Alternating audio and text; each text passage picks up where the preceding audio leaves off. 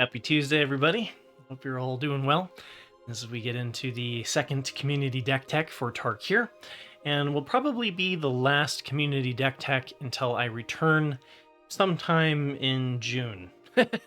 So we had 10 submissions this week, so thank you everybody for submitting your decks. Sadly, I can only get to 4 of them. It does take a fair amount of time to do these reviews, and so if I do more than 4, I tend to overextend a little bit, and I think the quality drops a little bit. So as I mentioned, the priority will be given to YouTube members. So Houston Vance, thanks for being a YouTube member. And we get to talk about your deck first. So this one is Zur Overlords by Houston Vance 3203. And as is tradition, the very first thing that I'll talk about is lands. And part of this is so that I can give you guys information that is you can apply to your own deck, even if you're not really interested in running the Zur Overlords deck, for example, right? So first off, this one's on 24 lands. Usually we see this archetype as 25 or 26, since Domain is kind of a combo control archetype and likes to hit its land drops. It does better with Flood than it does with Screw. Now, the mana on this build is far from perfect, and we'll compare it to a different Domain deck to kind of showcase what I mean by that. So first off, 1 and a pip, so like Up the Beanstalk wants 13 sources of green to be able to play this on turn 2 90% of the time, and you have 13 sources of green, so check mark there. 1 CC, like the Overlord of the Huntwoods, the Overlord of the Flood Pits, as well as the Temporary Lockdown, all want to have 18 sources of each of blue, green, and white. So very, very difficult to achieve without really maximizing your land base, right? So right now you're on 12 white, 13 green, and 13 blue. So your chances of actually casting the Temporary Lockdown on turn 3 is pretty low, right? And we've seen, we see that you've dropped some of the Temporary Lockdowns here. With how much we see the Corey Steelcutter, I think that you're going to want to probably tweak this up to 4. Kind of depends on the meta that you're experiencing, though. And then last but not least, the 3 double pip, so like Sunfall and Elspeth Stormslayer wants 15 sources of white. So you're three sources short on Elspeth. So that means for a 90% certainty of being able to cast Elspeth with your current amount of lands is probably closer to turn 7 or 8, roughly. So obviously the Overlord of the Hauntwoods and the card draw tweaks it a little bit from there, but you're not hitting it on turn 5, right? So really quickly, let's look at a deck that was, I think, from the World Championship, or at least close to it. So this one, you can see we have 17 sources of white, and that allows us so the Analyze the Pollens can also fetch a plains, so you can kind of count these as white sources, because if they're in your opening hand, you can use it to fetch a plains. If you count that as a white source, then you have 19 for the Temporary Lockdown, and so you are able to cast this on turn 3 90% of the time, right? Notably, there's far less blue in this build. It's not going as much as a band control build, and it's sticking more strictly to green and white with a splash of blue and black for Zur Eternal Schemer, as well as cards in the sideboard, right? Blue cards in the sideboard. So by keeping things primarily white and green, you're actually able to hit the Analyze the Pollen wants 14 sources. This one has 16. If you count the Analyze the Pollens again as green sources, because they can fetch a forest, then you have the 18 green sources to cast Overlord of the Hauntwoods on turn 3 with the 1 double pip green. So you can see that the mana base in this build is far more consistent than the one that you submitted. And the reason why I spend so much time talking about mana bases is because the majority of a good chunk of your games are going to be decided by mana variance in Magic the Gathering, and that has to do with hitting your land draws or missing your land draws and having the right colors at the right time. So if you can get that down to a minimum, you'll only lose about 30% of your games to mana variance. And it's sadly that's the best that you can do. just by the game design constraints. That being said, though, I like the approach. I think that if you tweaked the mana base a little bit, you would be able to get to maybe a little bit better spot. I think the one that really makes the whole thing tie together for me is the Overlord of the Hauntwoods. Being able to get this closer to the 18 sources so that you can more reliably turn 3 this, then gives you better fixing on turn 4 for the rest of your colors. I think blue probably should be the least highest priority because you can cast This Town Ain't Big Enough, Overlord of the Flood Pits, as well as the 3 steps ahead later down the curve. And then because of Corey Steelcutter, I think you want 4 copies of Temporary Lockdown, which means that we need to get the white sources up to 18 as well. So you can definitely get there with this, but you're definitely going to have to change the mana base around to achieve those numbers, and you're definitely not going to be able to run as many basics. So there are, but Bant Control can be done. I've seen it done before. It's going to change the matchups to have the increased counter spells. It tweaks it a little bit, but anyway, I also like the cards that you did include are good inclusions. We've seen them before in Bant Control, and you also have a relatively decent sideboard. The only thing that I would say to this is that you have Temporary Lockdown and 3 Sunfalls, so you have a total of 5 Wraths in the sideboard, which is a little bit high. Usually we only see like 2 or 3. It's a lot to dedicate that much sideboard space to that many Wraths. So and as I mentioned, you're going to have a hard time bringing these in from the sideboard and actually having enough white sources to cast them. So my biggest complaint with this list, Houston Vance, is the mana. And I think if you get the mana fixed up here, you've got a pretty good thing going on here, because you've got like Authority of the Consuls for against aggro, you've got the Leyline of the Void for the Graveyard Matters decks, as well as Ghost Vacuum. I'm not sold on Leyline of the Void over additional copies of Rest in Peace or Ghost Vacuum, but it's kind of up to you what you want to run, right? Usually only see one Elesh Norn. It's a sideboard that you bring in against decks that have a lot of ETBs and triggered abilities. 2 is also just a personal choice. And then Atrax's Fall, usually we see Pop Hatch formation just for instant speed, but that with an asterisk was before we saw the increase in Corey Steelcutter, which this hits artifacts. But so Pal Patch formation hits enchantments and creatures with flying at source or instant speed. Atrax's Fall hits artifacts as well at sorcery speed. So with the Corey Steelcutter, I can see the Atrax's Fall being appealing and is a good sideboard inclusion. So I can tell a lot of time and energy went into this, a lot of thought, and thank you for sharing. All right, so what I did is I assigned everybody a number, and then I used a random number generator to generate who got picked. So the next person that we'll talk about here is the Mono Black Demons by Alex Stackhouse. And so this one, again, starting with the lands, personally I would be on 25. In best of 1, you can probably get away with running 24, but it does make your 5 drops a little bit harder to cast. So if you're wanting to do Ritual Chamber on turn 5, as well as the Speed Demon, you may want to consider the 25th land. Again, kind of a little bit of a just personal preference. As far as the mana castings go, your limitation, your hardest to cast one is Bloodletter of Aclazotz, and 1 CCC wants 21 sources. And if you want to know where I'm getting these numbers from, you can use a calculator, or you can look up articles by Frank Karsten. Has done a lot of really interesting work on mana bases and sources and such.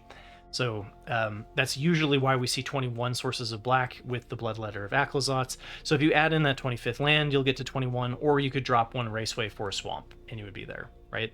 The rest of this looks like a pretty good curve. Looks like you're including a lot of the cards that we typically see in Mono Black Demons. I do want to throw out some considerations just in case you have them. I think that all of these cards are performing better than some of the inclusions. Like the cards that I think are the most likely to get cut here are the Speed Demon, Momentum Breaker, and Liliana the Veil. So do that with what you will, right? So Soulstone Sanctuary I think might actually work better than the Amonkhet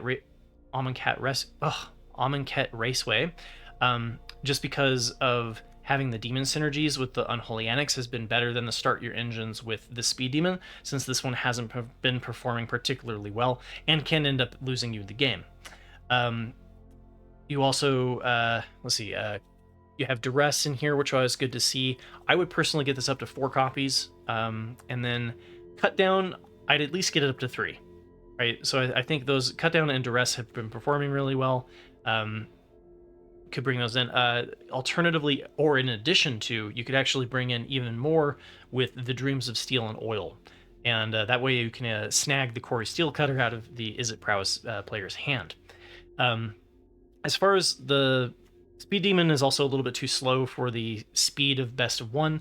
If Azorius Omniscience is winning on turn 4, and Mono Red Aggro is winning on turn 4, and Rakdos Aggro is winning on turn 3, then the Speed Demon just is poorly placed as a 5-drop, right? So you can bring things down the curve a little bit, and we've seen cards like the Karsi Revenant, the 3/3 flying Death Touch lifelinker that can put lifelink and Death Touch and flying onto a creature after it dies. Is a pretty nice stabilizing force on 3. Same with the Preacher of the Schism. So I guess I should be showcasing these while I talk about them. Both of these are decent options to bring in lower in on the curve, can help you out against aggro. And then Dreams of Steel and Oil is the one that's similar to Duress, and so I don't know if you want to... You could bring this in instead of the other 2 copies of Duress, or you could bring it all the way up to 6. That... it's been performing relatively well to do the 1 costed hand hate. It's kind of up to you on that one. And then I would personally just rather see Bitter Triumph and Shieldred's Edict than the 4 copies of the Momentum Breaker, just because it gives you more selection of what you're actually targeting, especially because Izzet Prowess is coming in with so much of a go wide that the Edict is feeling a little bit worse, right? The upside to the Edict is that you are able to turn it more into hand hate, but that's why I want to get more Duresses in the first place, is because you don't really need to get their hand entirely empty if you can just get the Abuelo's Awakening out of Azorius Omniscience starting hand, right? Archfreedom of the Dross, I don't think you needed a full 4. I'd probably drop this down to 2. That's a little bit of a personal preference. But I would get the 4 copies of the Deep Cavern Bat back in here, just because the Deep Cavern Bat, it disrupts your opponent so well that they end up spinning something like a Cut Down or a Go for the Throat on your Deep Cavern Bat instead of on your Bloodletter of Aclazotz, right? And that's the whole point of the Deep Cavern Bat. So I like it. I think it performs relatively well, and I miss it in this build. So hopefully those suggestions give you some ideas about where to take it, and thank you for your submission. All right, the third community deck tech winner was Neo with a suggestion to explore Simic Mill. So they submitted a list of Simic Tempo with the Eddymerc Crab and the Tolarian Terror, and is including the Glacierwood Siege. Now, they mentioned that it was an idea that was often winning by the Crab and Tolarian Terror as business as usual, and the Glacierwood Siege wasn't really adding very much because they weren't really getting the mill victory. So they kind of said that it was a possibility that there could be a mill strategy built off around this card. And so, Neo, I have this list for you. It's not really Simic, but so the issue with Simic is that we don't really have a Wrath. And if you're going to go for the mill victory, you kind of have to play some form of controlling archetype. So typically we see Azorius control going for mill with Jace and whatnot, right? Sometimes we see Dimir control, but we need to go into some form of control archetype. And since we're, bringing in a Simic card with the Glacierwood Siege, I think it makes the most sense to be base Temur, because then that gives us the ability to bring in the Wrath Ill-Timed Explosion. And Aetherize is another one that is available to Simic. If we did want to keep it just strictly Simic, being able to bounce all of our opponent's creatures works relatively well, right? And then we kind of just have like alternative win conditions with the ramping through Roxanne and the Doppelgang, Songcrafter Mage being able to recast your Doppelgang. It kind of gives you like the Glacierwood Siege as an alternative win condition, where you can then chain off a bunch of spells once you have a whole bunch of mana off of your Doppelgang, as opposed to it being the primary win condition. But that's the best that I could do. So So I hope this finds you well. To talk about the mana base really quickly, we have 15 sources of white, 15 sources of blue. So we're not looking at being able to cast the 3 steps ahead as a cancel on turn 3. We have 16 sources of red, which makes it so that we can do the Torch the Tower, which needs 14 again. So we can do that one on turn 1. We also have 13 sources of green, so we're not able to analyze the pollen 90% of the time on turn 1, but we should be able to do it slightly after that, right? And then if you count the analyze the pollen as 2 sources, then we're actually at 17 out of 18 with the 3 steps ahead, which makes it a pretty good 90% of the time on turn 4. And then we have the double pip on red, which doesn't particularly matter as much. So we could actually, looking at it, just tweak down maybe 1 mountain for an additional forest.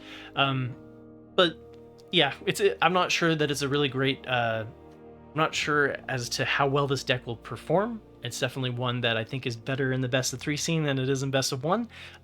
But hopefully gets you the Glacierwood Siege victory. All right, and the 4th list that we'll cover here is Dimir Dragons by Big Al 9556. And again, we're going to start with the lands. So right now, I would be on 24 or 25 because you have the Roiling Dragonstorm. Anytime that you have card draw on 1 or 2, you can kind of cheese your land down a little bit. Right now, I think you have it on 24, yeah, and which I think is fine, so check there. And then 2cc, if you wanted to cast this on turn 4 to give everything -2/-2, that would require 16 sources of black. Right now you have 14, so that's a little bit low, which means you're going to be more consistently casting your double pip black cards on turn 6. And then so 3cc wants 15, and again you have 14, so kind of pushes it down a little bit. Sweeper, probably want to have it happen on 4 as an option, so I would be tempted to try to get a little bit more black mana into here. 16 sources I think would be a good spot to hit. So additional considerations to looks like I accidentally put the sideboard into the other list. Oops. 1 second. Yeah, sorry. I had cloned your deck to mess around with it without trying to alternate the list, so hopefully I didn't screw anything up. Anyway, this one is...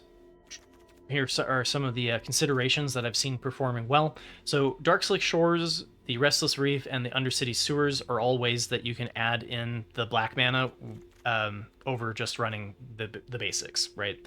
And are typically included in the Dimir Dragons builds, especially because a lot of the lists that I've seen that have been performing well have been including 1 copy of the Doomsday Excruciator, which you can achieve in the Dimir space, a deck that has the 24 basically mono black kind of vibe for the 6 pips of black, while also still being able to cast blue spells, right? So like if you go way back in time and you look at the one that I made that was in best of 3, that was Dimir Demons that then switched into Dimir Mill, can kind of showcase the mana base for that. So then Jace is usually included with that Mill win, where you're kind of using this as like a Dimir control build, off of the card advantage from the Meringue and the Sweeper from the Scavenger Regent, and usually leans a little bit further away from the Dragonstorms to bring in those like mill cards, right? The other ones that have performed really well that I think you would do well to get in there is Duress. Same as I mentioned before, for the mono black build, is Duress is just really well positioned right now, being able to snag the Quarry Steel Cutters and things like that, Monstrous Rages, out of your opponent's hand. And then Caustic Exile is a really great one for just straight up removal, that synergizes with having the dragons in your deck, right? So additional considerations that I see sometimes in the Dimir Dragons list, just for your own, for your own what would you say, considerations, is go for the Throat, Soul Guide Lantern for Azorius control, Cut Down, just leaning more heavily into the actual removal suite instead of the sweepers, and then the Demolition Field for getting rid of enemy manlands is nice to have like 2 of, and then Shieldred's Edict works pretty well, just like it does in mono black. So I do think that you're bringing in some interesting things that we don't really see a whole lot. So like the 3-tree mascot being a shapeshifter allows it to be every creature type, so it synergizes as a dragon and basically plays as a 2-drop dragon, so that you can get value out of your Dragonstorm and your corroding dragon, or your Dragonstorms, I should say. Strategic Betrayal gives you kind of what the Soul Guide Lantern is going for, but at sorcery speed, and gives you an edict, kind of like Shieldred's Edict. I'm glad to see. I've been curious about this card because I think that like it does help you out against the Azorius Omniscience strategies. And then you got the Aetherize in here, like I mentioned, for the Simic Tempo deck, and usually we see a different kind of inclusion of just the hard removal instead of bouncing. But I think Aetherize is in a decent enough spot, since if you're bouncing all those tokens, it basically removes them anyway. Soulstone Sanctuary gives you sort of dragon synergies. It doesn't ETB, right? So when you change Soulstone Sanctuary into a creature, it doesn't enter the battlefield. It just becomes a creature, it becomes a dragon, becomes a shapeshifter. So it's not going to give you the Dragonstorm synergies. And I think that you could, like, the Restless Reef, I feel like is probably a stronger manland than the Soulstone Sanctuary. Obviously, both have their pros and cons. Something to consider. But yeah, then you got the Dragonstorms. I like the Dragonstorm synergy, and then like I mentioned, the Strategic Betrayal is kind of an interesting inclusion. So thank you for the submission there, Big Al, and I hope my suggestions find you well. So thank you everybody for listening to my ramblings. Again, these are available to YouTube members for free, or I guess not for free, but as a perk. And so these are something that I give as like a thank you for being a part of the community, and I hope they find you well. And it's supposed to be constructive criticism, and it's always fun to see what you guys bring to the table. So hope it finds you well, and I will be back on Sunday to do the Meta Breakers, and then week 6 of Best of 1, Best of 3 on the following Monday. And then I think we're kind of getting close to the end here. Let's see. Usually that would be the last one, I think. Anyway, we might be close to the last one for Tarkir, and then we'll be back for Final Fantasy in June. However, I will be taking a little bit of a break, and so you guys won't hear from me until the 3rd week of June. So, yeah. If you have anything, obviously, if I didn't get to your list, I did look at them, and I highly recommend that people do look at the ones that were submitted into the community deck tech. There's a lot of really interesting and cool decks there. You can always message me on Discord, shoot me a message. If you want to talk about Magic, I'm happy to do it. And yeah, once again, thanks for being a YouTube member, and I will catch you all on Sunday.